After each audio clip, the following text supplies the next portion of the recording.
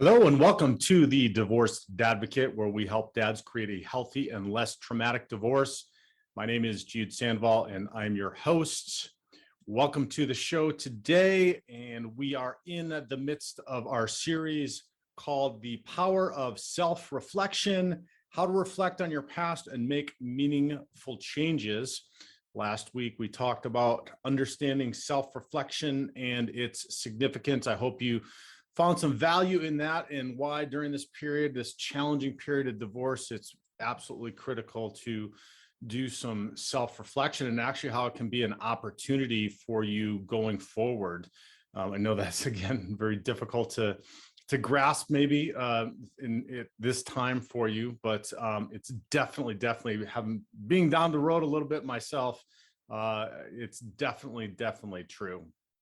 We're going to talk today about 7 core principles for self-reflection. But before we jump into that, let me just remind you that the divorce quiz is up at the website still, and it's a great opportunity to gauge where you're at in your divorce compared to others who have gone through divorce. It takes about 5 minutes. It will give you some immediate results. You'll then have an opportunity to schedule a time with me to review those results and see what's going well, see what you need some work on, or talk about anything in general that you've got going on with your divorce. So check that out at thedivorcedadvocate.com under the divorce quiz tab, or you can find it directly at thedivorcequiz.com. All right, so today, we're going to talk about 7 core principles for reflection. This is the second part of our 3-part series, and I'm very close to having our special guest that it's going to just be a phenomenal person to talk to about this topic in week 4 of self-reflection. So I hope to have that scheduled and that recorded here in the next week or 2 before we get this series over. Sometimes you don't know it, but I'm working on this stuff on the fly. So, and probably sometimes you can recognize that as well. So it's fun and interesting. Sometimes a labor of love, fellas, but it's awesome. So 7 core principles for reflection. Oh, and then I also wanted to mention that this 3-part series, for those of you just tuning into this second part, make sure to go back and listen to part 1. What's going to happen is this is 3 parts. It's basically 3 chapters from an ebook that I'll be offering to you after week 3, after next week, that you'll be able to download through the new app that's going to be launching, the Divorce Advocate app. And this app is going to have a phenomenal amount of information and courses and journaling prompts, and it's going to keep track of all of our events and everything else. So we've been developing it for months and months. We're getting really close. I've put this deadline down now for the end of this series for us to get it done. So we're working hard. So it's going to be very exciting. So you'll have the opportunity to download the app, get this ebook and this course for free, and then a whole bunch of other information and other helpful and hopefully useful tools as well. So be on the lookout for that next week. All right, 7 core principles for reflection. You know, everybody needs to develop the habit of reflection. It helps us to forge ahead in life. It helps us to take action, gain focus. And I know that during my divorce, probably one of the hardest things to do was to stop and to do the self-reflection. And frankly, I didn't do it. I didn't do it for a very long time. And guess what? The same patterns came up, the same challenges came up, the same pain came up in the subsequent years, because I didn't take the time and do the self-reflection, understand the behaviors, the adaptive behaviors, my role in what was going on, how to be a better parent, all the different things that I would have benefited from by stopping and doing some self-reflection. And the point today of giving you these 7 core principles of reflection is it's not to be comprehensive or to go real deep, because each one of these principles would take a show, at least, if not more, to talk about how to dive into it. But just to give you a really general idea of some principles on how to do the self-reflection. And the first one is to be positive.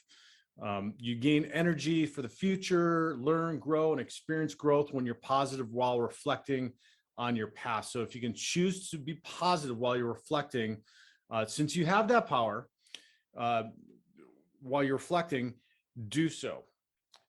Try not to let the mistakes of your past make you reflect negatively. And if you can reframe those mistakes as part of life and the necessity to grow and do better, that is going to serve you really well. Even what you might perceive as so-called failures are opportunities to do better.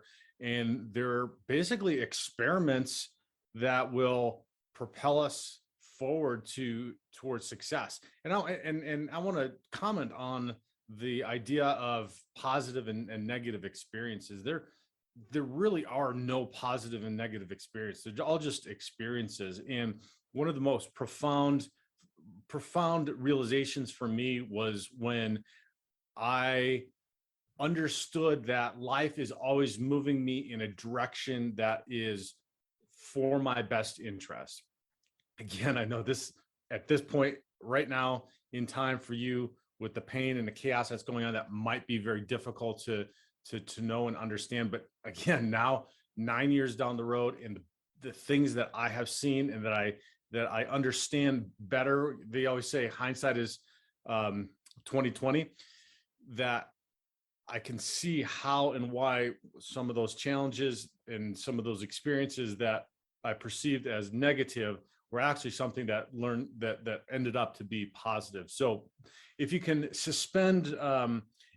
try to suspend judgment on whether it's a positive or negative experience, or even if you can do that with this entire experience of divorce and suspend the idea that it's negative, it's most definitely challenging. And I know that's hard to do, but that will be very, very beneficial. And in the sense of being positive while you're doing your self-reflection, it's really important. If you're doing the self-reflection, you're not doing it on the fly. And we're going to talk a little bit about structuring that a little bit and scheduling the time for that in one of the next core principles. But in scheduling the time, it gives you the opportunity to get yourself in a state of mind that you can be positive about the self-reflection. So that's really important. If you're self-reflecting, but it's just negative self-reflection, is just wallowing, or it's just reactionary all of the time to whatever's happening, and then that's not self-reflection, that's rumination. Basically, you continue to ruminate on something or think about something or go over something in your head. That's not healthy. Self-reflection is taking time and systematically going through it. And again, we're not going to go through all specific basics. Again, if you have the opportunity to work with a coach or work with a therapist or a recovery group or 12-step group or church group, something that is structured, that's very, very helpful in being able to go through and do the self-reflection in a positive, structured manner. Number 2 would be present, and that builds upon what I was just saying about finding the time to create that state of mind before you get into the self-reflection. And you'll be able to see more objectively and separate yourself from the past when you stay mindful and present. You know, the past is the past, and there's a reason why they call it the past. But if you can if you can attempt to live in the present and look at it, Eckhart Tolle calls it the watchful observer, I think he calls it. So if you can look at things as a watchful, especially your past at kind of a distance, you separate yourself from it, even though you don't want to try to relive it, but you can look at it. That helps you to keep that objective perspective that I was talking about, in not creating judgment around it being positive or negative.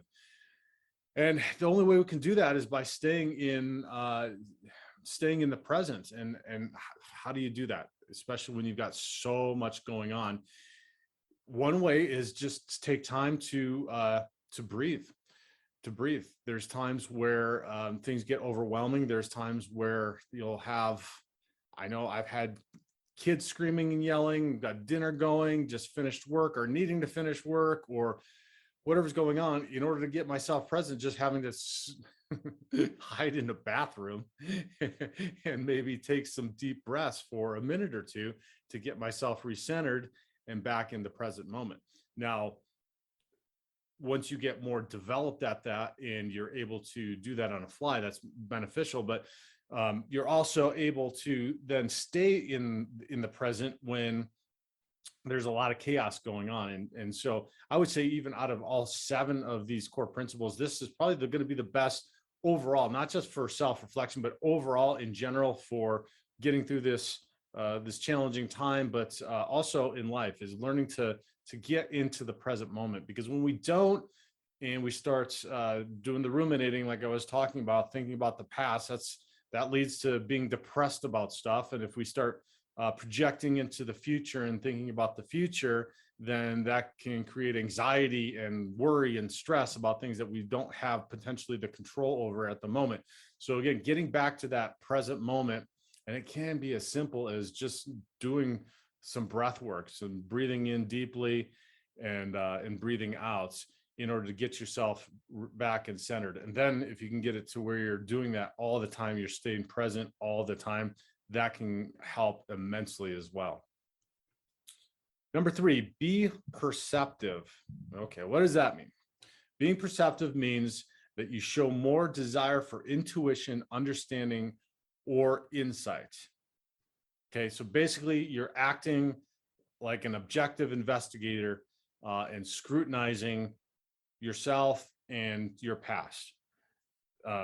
There is wisdom in your past. There's wisdom in what you're experiencing now. There's wisdom in your childhood, maybe childhood traumas, maybe experiences that you had growing up, and in the relationship, and even in the ending of your relationship. So if you look deeply, you'll see that there's a lot to learn from your experiences. So make sure, though, that you don't hold back from asking yourself the questions that you might be afraid to ask, or that you've never asked yourself. That's really, really critical. And I know if you're listening to this, you're probably already doing that. You're probably already a dad that is reflecting upon this and thinking about and trying to be perceptive about what is going on so that you can move forward.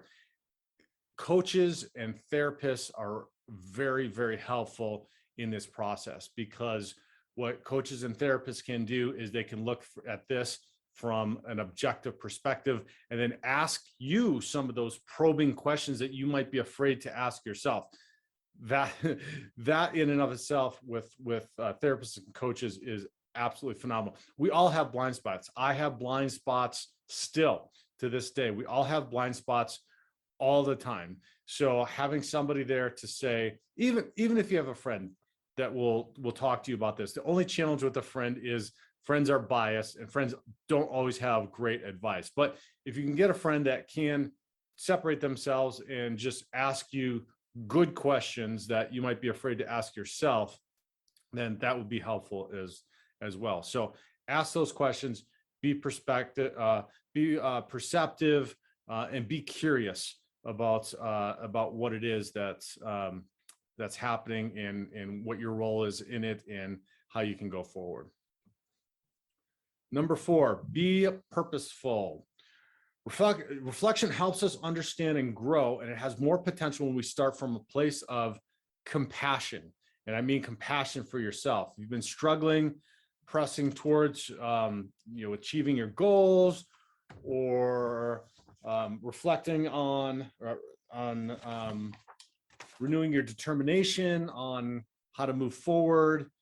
It can help you to get your purpose refined. Learning for present and future engagements is the purpose of reflection. You can always polish your purpose and get a clearer view and insights with reflection. So the first thing that I do in personal coaching with clients is we clarify the vision and direction. If you haven't downloaded my Dad's Guide to Divorce, you can check it out at the website. It is under the tab Dad's Guide to Divorce, and it's a 5-step process.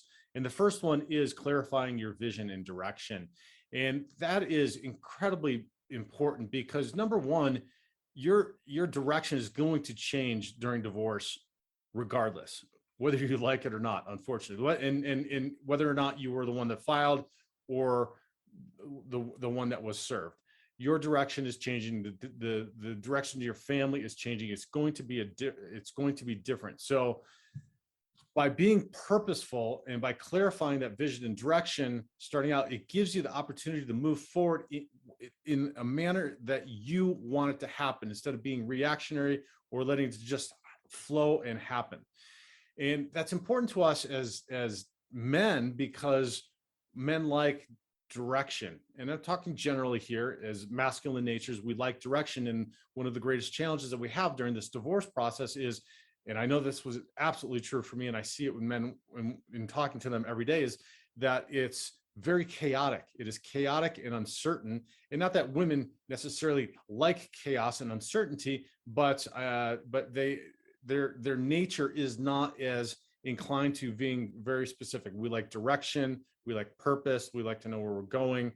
We like steps. That's why we like building and things like that. So creating that purpose is incredibly important during this self-reflective process. So how can you do that? One of the great ways I love to do, and it took me so long to do this, and I don't know why I fought it so hard, because now it's just the most amazing thing, and I can't go without it. But that's journaling, taking time to just journal and write out what it is that you're wanting to clarify for your vision, and creating that purpose of what you want and how you want to move forward through this process. It is fluid, and it should be malleable, because you don't know what's going to happen or how things are going to change. But getting that down on paper, reading it, being able to go back, reread it, is very, very helpful. So journaling, just I buy a dollar store journal, and I just fill those up. Doesn't have to be fancy. You can get some nice, cooler looking ones if you want, but I just have that, and then just pour it out, pour it into your journal. All right, we're on, let's see, that was 4. So number 5 is be perfected. Okay, so don't get excited. Don't get worked up about the word perfection. Shouldn't make you feel uncomfortable, because no one's perfect. But the reality is that we can always and should continually be working to become better day by day. And why this is one of the core principles is that our past, in particular our recent past now with our relationship, or our marriage that is ending or has ended, can be utilized as an analytical tool, and has some very helpful metrics that can guide you in the future. Now, what I do want to say about this is not to be hard on yourself. Again, going back to that last point of be purposeful, but be compassionate with yourself. You're not looking to beat yourself up in trying to create perfection around getting better. And this I see all the time with men who are going through a divorce, that care, like I'm sure you are, because you're listening, and want to do something better, want to create a better life for their families. And after I started self-reflecting, then I went to the other end of the spectrum, which was self-improvement to the extreme. And that's what happens a lot of time, is you'll wear yourself out. You'll try to do everything. I'm going to become a better father. I'm going to become better in relationships, better at my work. I'm going to and then you get burnt out, and you can't do that. So take one step at a time, but continue to do that work, make that effort. And the last thing I'll say is, don't measure yourself to your goal. Measure yourself from yesterday. So am I better today than I was yesterday? The next day, am I better today than I was yesterday? That way, if you're implementing something as simple as journaling, I journaled once this week. That's great. I was better this week than I was last week. Next week, I journaled maybe 15 minutes more than I did the previous week or the previous day. You get my idea. And then once you implement that, then you do something else that you've built, and then you're better the next day than you were the previous day. Instead of thinking, oh, I got to be really good at journaling. I got to be able to put all my thoughts down, and I need to be able to clarify my vision and direction specifically right away. That's not going to happen. It's never going to happen. Think about when you get in the gym the first time or try to do anything for the first time. It's going to take a little bit. So measure yourself from yesterday, not from your goal or your intention. Number 6, be proactive. And this kind of dovetails from making the effort with be perfected. And that's because reflection helps you learn and grow, but it also demands energy, time, and focus. And you can argue that energy, time, and focus are some of your most valuable resources. So you're going to have to take the time to allocate that time and energy to reflection, because it's proactive work. So schedule the time. I'll go back to the journaling, example. Schedule the time to do the journaling. If that's what you want to do, take the time, 10 minutes upon waking up. You're going to set your alarm 10 minutes earlier than you would. You wake up and you're going to journal, or that could look like you're going to do that at night before bed. You're going to crawl into bed 10 minutes earlier than you otherwise would, and then you're going to journal for 10 minutes. And you can do this with everything and anything. Everything can start with something simple for 5 or 10 minutes. It could be journaling, it could be exercising, it could be meditating, it could be breathing and just getting into the present moment, because then 5 minutes and 10 minutes and 15 minutes turns into 1 hour, half a day. And then pretty much you can do anything after you've created the environment and the routines for it to be established in your life as part of your lifestyle and part of your environment. So be proactive. It all starts with scheduling it and then doing it. Once you do it, then you're somebody that's done it. That's the other part of it, is once you start doing it, once you start journaling, then I wouldn't call you're a journalist then, right? You're journaling something. So you're a journalist, not in the traditional sense that we're talking about, but writing for newspapers, but then you are. But anything that you're doing like that, if you start to exercise, once you start to do it and you create, again, that environment, that routine of doing it, then you become that person. So let's talk. Okay, so I'm going to digress and dive a little bit deeper before my last core principle, and that is this philosophy: is you have to think about all this stuff before you do it. That you have to think in your mind that you're going to be somebody that's going to go journal, or somebody that's going to be healthier, or somebody that's going to be a better parent, or a single parent. Once you decide to do it, do it. Because once you take the action, then you become that person. The personality follows the action, not the other way around. Not thinking about it creates the personality that creates the person. You've got to go and you've got to actually do it. And this is a philosophy that it's started to gain more traction. I've talked about it on the show before, but you've got to go do it. You got to take that first step in movement in order to do it. And I don't know what that is in your life, and I don't know what the circumstances of your divorce might be, but find one that you might be. So one might be that you need to be more proactive as a parent, as a father in your child's life. So take one thing that you're going to be more proactive with and do it. And that is going to help. And then just measure that from yesterday. Again, you did one thing more proactive. You created that as a routine in your life with your child, and that's going to make you a better father. So just keep doing it, and then you build on it, and you build on it, and you build on it. So be proactive with that. Go and take that first step. Sometimes first steps will be missteps. That's okay. You're being proactive, and that is always going to lead you in a positive direction. You've heard the philosophy, falling forward. You may fall down, but you're going to fall forward, and you're going to keep moving forward. All right, our last one, be passionate. Our passion is a vibrant energy that helps us push beyond challenges and setbacks.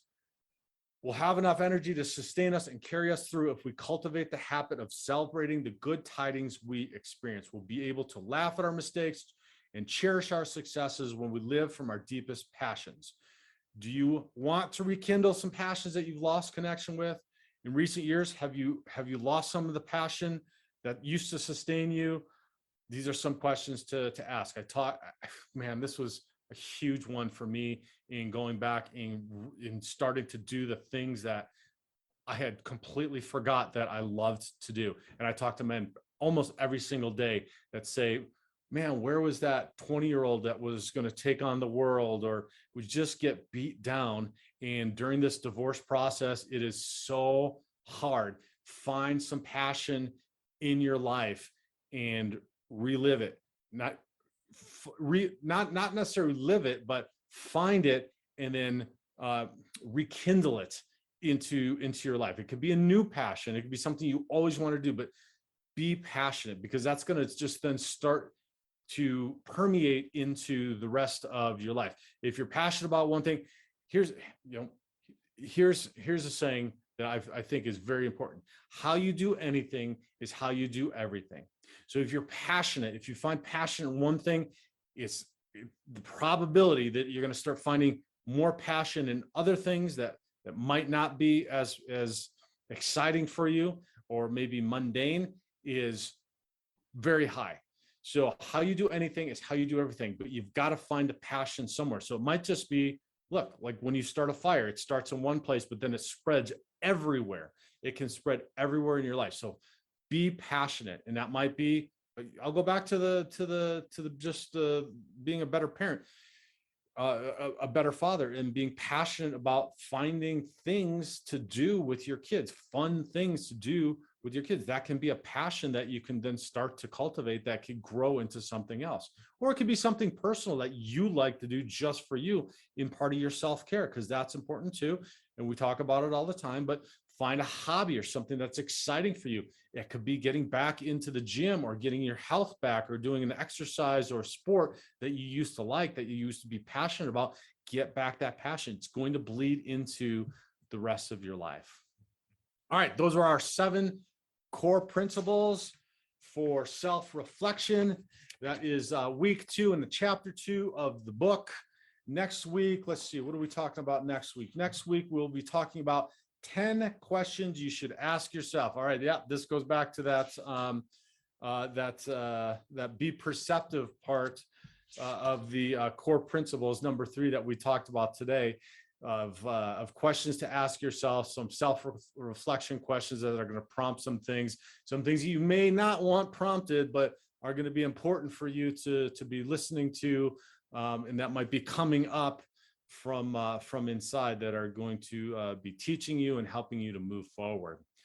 I hope you found some value in this today. Please share this with another divorced or divorcing dad. Share it on social media. If you're listening on one of the podcast platforms, please pause now, give us a star rating, give us a comment, review. That helps immensely to have other men to check it out and come in and get to be part of this community. Head to our website, divorcedadvocate.com. Check out all the resources that we've got there as well. And if you need to connect, please connect with me directly. There's an opportunity to schedule right into my calendar, right at the website at thedivorcedadvocate.com. Have a great week. Thanks for listening, and God bless.